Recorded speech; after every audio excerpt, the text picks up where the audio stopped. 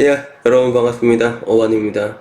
오랜만에 돌아온 뚝배기를 깨는 시간이 왔는데, 오늘의 뚝배기 주제는 뭐냐면, 제가 지나가다 유튜브 영상에서 우연히 봤어요. 35살 여성인데 그 좋은 남자를 만날 수 있을까요? 괜찮은 남자를 만날 수 있을까요? 라는 그런 물음에 대해서 답변을 하는 영상이었거든요.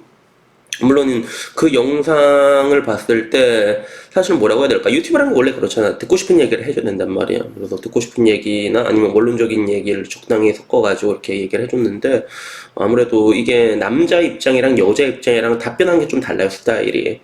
그래서 남자 같은 경우는 뭔가 조금 더 정확하게 디테일하게 이게 솔루션을 주고 싶어 하잖아. 남자들은 원래 그렇잖아. 근데 여자들은 보통 이제 솔루션을 이렇게 제시하기보다는 이제 언니 괜찮아요, 언니 I'm fine thank you and you 약간 이런 식으로 나오니까 이런 뭔가 본질적인 물음에 대해 가지고 약간 이게 뭉뚱그려서 이렇게 회피하는 경향이 있거든요. 그래서 오늘은 35살 여성분이 괜찮은 남자를 만날 수 있을까에 대한 그런 얘기를 한번 해볼까 합니다. 빠세. 우선 결론부터 말씀드리자면 35살이 돼서 괜찮은 남자를 만난다는 거는 빡십니다. 존나 빡세요. 괜찮은 남자는 고사하고 그냥 남자 만나는 것도 좀 힘들어. 50% 싸움이거든요. 그래서 35살 여자는 넘어가게 되면, 남자는 그래도 최후의 보루라는 게 있단 말이야. 베트남으로 가자 이게 있단 말이야. 근데 여자는 35 넘어가면 일단은 50%가 평생 미혼으로 살게 되고, 아마 이 확률은 점점 더 높아질 거예요. 최근 뭐 이제 비혼이니 뭐니 그래서 결혼 조카라는 사람 너무 많아지고 있잖아. 그러니까 점점 더 높아질 건데, 우선은 그 여자분들이 항상 하는 말 있잖아. 결혼은 현실이야 이렇게 얘기하는데, 정작 여자분들이 뭔가 좀 현실적으로 못 보는 딜레마가 크게 몇 가지가 있거든요. 그래서 가장 일반적인 딜레마를 말씀드리자면, 보통 여자들도 나이가 들면 눈이 높아질 수밖에 없어. 이건 남자나 여자나 똑같은 것 같아. 연애란 걸 많이 해보다 보니까 기본적으로 연애가 가지고 있는 대동소이함을 알게 되거든. 그러다 보니까 결혼이란 건 인생의 가장 큰 딜인데 더 높게 형성이 되죠. 눈이라는 게 어떻게 보면 그 기준치라는 게. 근데 여기서 보면 보통 여자들의 마지노선 같은 개념이 있잖아요. 마지노선들이 20대쯤 만났던 남자들, 자기가 뭐 이렇게 아깝게 놓쳤다거나 아니면 뭔가 그때는 조금 좀 내가 갖기는 좀 그렇고 남주긴 아깝고 이런 사람들 있잖아. 이런 사람들한테 이게 맞춰져 있는 경우가 있는데, 사실 보통 20대 중반이나 후반 이때쯤 만나는 남자들의 스펙은 여러분이 일생에서 만날 수 있는 남자 중에서 가장 맥시마이즈권의 그런 스펙이 형성되어 있을 확률이 높거든요. 근데 이게 단순히 그때는 스펙이 높은 건데 30대가 되면 뭐가 더 큰 문제가 되냐면, 예를 들어 20대 때 180은 되면서 연봉 6천인 남자가 있었다고 치자. 그럼 그때는 우아하는 게 보여. 근데 30대가 되면 자기의 그런 뭐라고 할까, 신체적인 스펙은 엄청 떨어져 있잖아. 사실 20대에 비해서 30대는 엄청 떨어져 있단 말이야. 그리고 이거는 남자들이 정말 중요하게 보는 것 중에 하나인데, 근데 문제는 30대가 됐을 때, 30대 뭐 35이 됐을 때 180은 되면서 연봉 6천 남자를 보면 180은 오케이란 말이야. 근데 연봉 6천이 많은지 모르겠어. 아리까리 하거든. 그러다 보니까 이런 것들이 굉장히 복합적으로 통체적인 난국으로 오게 되는 것 같아요. 그래서 내가 여기서 가장 중요하게 말하고 싶은 것들은, 여자들이 말하는 대로 그대로 접근하면 돼. 현실적으로 접근을 하면 되는 거거든. 결혼이란 것 자체가 그냥 비즈니스라고 접근을 하는 게 된 거란 말이야. 그래서 기본적으로 여기에 전제는 뭐냐면, 괜찮은 남자를 만나려면 괜찮은 여자가 되면 가능하단 말이야. 남자들이 가장 많이 쓰는 방법, 나도 많이 쓰는 방법 중에 하나인데, 여자를 만날 때 이 여자가 마음에 들잖아. 그러면 저는 좀 시간을 두면서 좀 편하게 친해지는 편이거든요. 그러면서 나에 대한 정보를 흘린단 말이야. 하나씩 흘린단 말이야. 그래서 뭐 예를 들어 나 같은 경우는 어필할 수 있는 게 좀 많단 말이야. 야, 애 낳으면 내가 하루 종일 볼 수 있다. 이런 거 있잖아. 재택근무니까 나 애 존나 좋아한다고. 이런 식으로 뭔가 흘리거든. 그러니까 내가 해줄 수 있는 메리트라는 것들을 저 사람에게 이게 언지시 이제 보여준단 말이야. 청사진처럼 착착착 보여준단 말이야. 그럼 여자도 반대로 한번 생각해 볼 필요가 있는 거야. 내가 저 남자랑 결혼했을 때 무엇을 제공해 줄 수 있을 것인가, 이렇게 하나씩 쫙쫙쫙쫙 한번 생각을 해보세요. 이거를 여러분이 만약에 진짜 냉정하게 자기를 평가할 수 있잖아. 그러면 결혼하는 거 아무런 문제가 되지 않을 거야. 왜냐하면 내가 봤을 때 이거 내 스펙이 다른 내 경쟁자에 비해서 좀 많이 문제가 있는 것 같다. 그러면 그냥 하나씩 내려놓으면 되거든. 여자는 내려놓기만 하면 결혼하는데 별 문제가 없단 말이야. 일단 보자. 일단 전업주부는 힘들 것 같고, 오케이 알았어. 내가 일단 빡시게 맞벌이 할 오양, 오케이. 집, 오케이. 집 안 해도 돼, 오케이. 이러다가 키 좀 작아. 그래 알았어, 오케이. 근데 대머리만큼은 안 돼. 노노 이런 식으로 여러분 인생에서 절대로 이것만은 안 된다는 것들 있잖아. 그런 것들 하나씩 놓아가지고 속어법으로 이렇게 재해가지고 여러분의 뭔가 현실적인 능력들 있잖아요. 이런 것들 객관적으로 평가할 수 있으면 결혼하는 거는 별 문제가 없단 말이에요. 그러면 만약에 이때쯤 돼가지고 결혼을 할 수 있다. 그러면 그다음부터 중요한 건 뭐냐면 35살이 되면 그다음부터 중요한 건 전투 부킹이란 말이야. 전투 부킹 오지게 들어가야 되거든요, 사실. 근데 사실 35이 되면 전투 부킹 들어가기도 되게 쉽지가 않아. 그게 보통 이런 걸 주선해주는 사람들이 일단 제일 먼저 가장 크게 주선하는 게 부모님이 좀 인맥이 좀 넓으면 좀 편하긴 편해.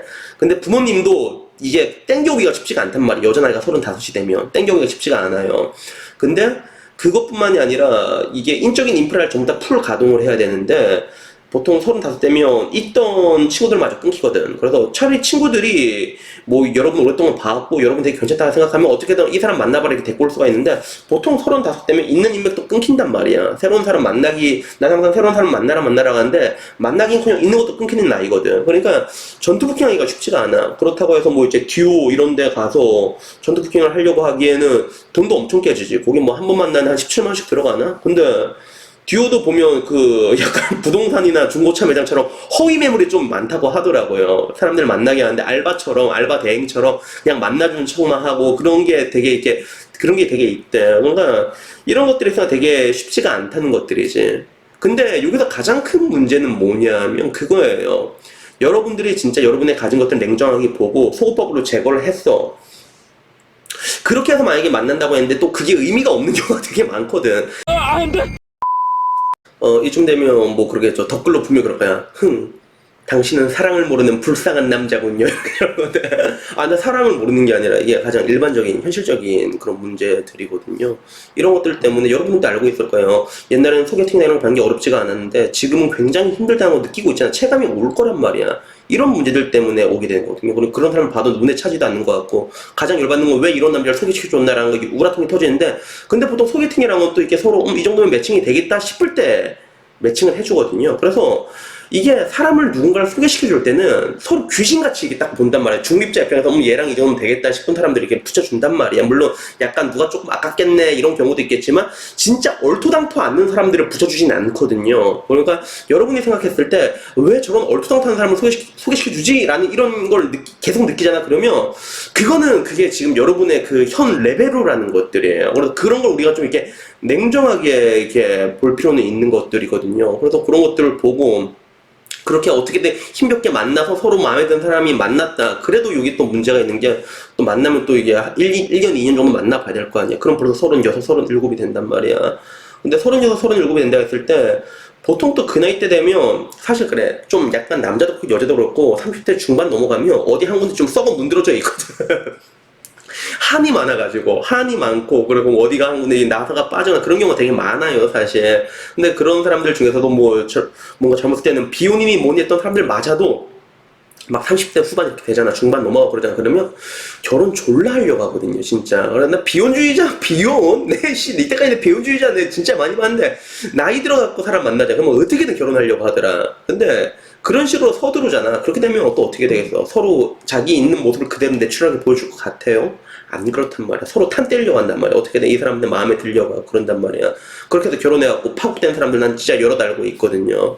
결국에는 이런 것들 때문에 실질적으로 30대 중반이 넘어가지고 여러분이 괜찮은 남자를 만나가지고 성공적인 결혼을 하는 거는 굉장히 쉽지가 않아요. 분명히 누군가는 그러겠지.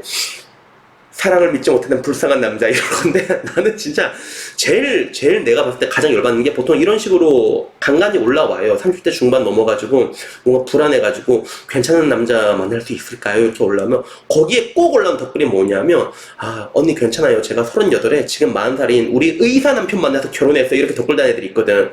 내가 봤을 때 얘가 제일 나쁜 새끼야 진짜. 그 어른들이 그런 말 하잖아요. 결혼은 멋모를 때 하는 거라고. 실제로 멋모를 때 결혼한 게 가장 쉬운 것 같아. 내가 봐도 내 친구들 보면 멋모를 때 결혼한 친구들 되게 많거든요. 그래서 멋모를 때 결혼한 애들의 특징은 뭐냐면 야 내가 너 사랑하고 네가 나 사랑하면 뭐 씨발 어떻게든 되겠지 이러고 결혼한 애들이란 말이야. 진짜 어떻게든 되더라고 보니까. 그 중에는 뭐 500만원 들고 시작한 친구도 있는데 엄청 잘 사는 친구도 있고 반대로 뭐 모두가 잘 사지 않아. 족같이 사는 친구도 분명히 있단 말이야. 아니면 뭐 힘겹게 뭐 전제 같은 사랑을 하면서 애 때문에 사는 친구도 있고 굉장히 여러 사람들이 있긴 있는데 근데 어떻게든 살긴 살더라고 그게. 근데 이런 뭔가 사랑과 현실의 영역에서 여자들은 현실을 택하는 경우도 되게 많잖아. 남자들의 조건이나 이런 것들. 근데 이걸 난 비난하고 싶지는 않아. 왜? 이것도 충분히 근거가 있거든. 통계적으로 보더라도 남자 수익과 여자의 그런 결혼 만족도는 비례해서 올라가야 된단 말이야, 실제로. 남자 뭐 월 수익 1,000만 원 넘으면 이혼도 잘 안 당해, 남자. 5만 뻘씩 다 하고 다녀도. 그렇단 말이야.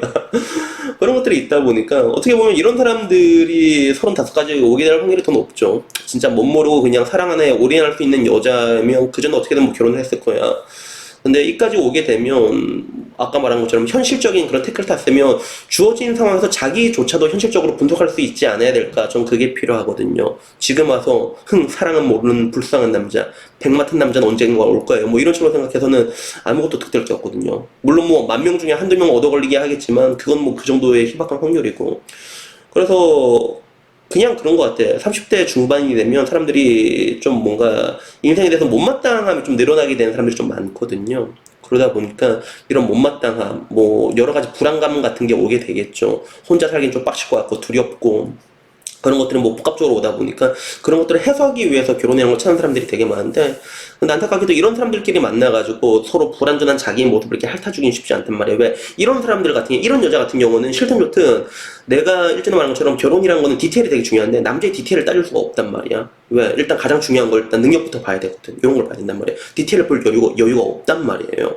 그러다 보니까 뭐 이렇게 했을 때 뭐 잘 된 경우도 있겠지만 그렇지 않을 확률, 실패할 확률이 되게 높은 거고 반대로 성공 확률이 이런 것 중에 가장 높은 거는 30대 중반이면 어느 정도 다 자기 남자든 여든 자기 입지라는 게 있어야 되거든요. 그런 관점에서 자기의 뭔가 경제적인 혜자라던가 라이프에 대한 뭐 행복을 이렇게 이미 찾은 사람들이 있단 말이야. 맨날 살면서 행복하게 사는 사람들이 있거든. 이런 사람들끼리 결혼을 했을 때 자기 행복을 딱 절반씩 내려놓는단 말이야. 나도 잘 살고 있고 너도 잘 살고 있는데 우리 가족을 위해서 우리 절반만 내려놓자. 이래서 딱 이게 맞히는 사람들 이런 사람들도 잘 살 수밖에 없거든. 그래서 이런 것들까지 한번 우리가 한번 봤으면 하는 마음에 오늘 이야기를 해봤습니다. 여튼간에 뭐 이게 뭐 본의 아니게 이게 뚝배기까지는 아닌 것 같아. 뚝배기까지는 아닌 것 같고 그냥 일반적으로 이렇게 일어날 수 있는 것들 우리가 현실적으로 봤을 때 일어나는 그런 모든 것들을 내가 좀 어떻게 좀 장황하게 늘어놓은 것 같거든요. 근데 뭐 제 유튜브 구독자분들은 늘상 말한 대로 지성인 분들이니까 내가 좀 장황하게 늘어났지만 그래도 이 사람이 하고 싶은 내용이 뭔지 이렇게 정확하게 딱딱딱 잘 알아들었을 거라 생각합니다. 여튼간에 뭐 오늘 영상 여기까지고요. 다음에는 조금 더 좋은 영상으로 찾아뵙도록 하겠습니다. 이상입니다. 감사합니다. 빰.